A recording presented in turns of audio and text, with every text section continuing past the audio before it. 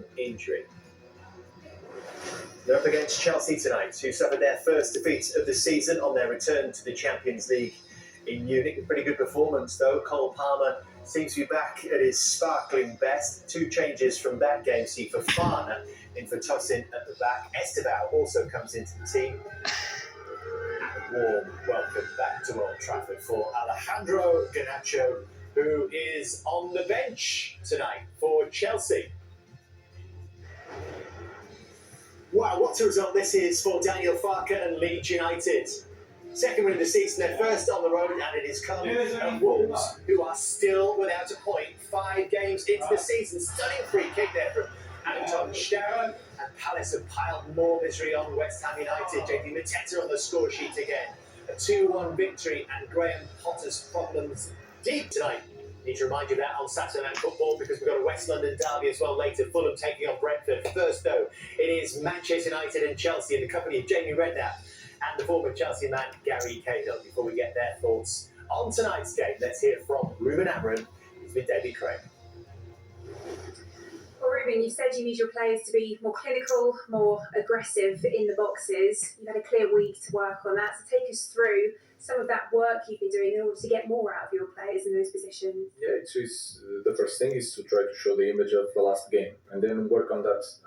Put more men in the box, and when we have to defend the box, use our full speed to recover position and to be really focused. I think aggressivity and focus is something that we need to improve to in games, because the rest we are doing well, but in the end, the crucial moments we need to do better.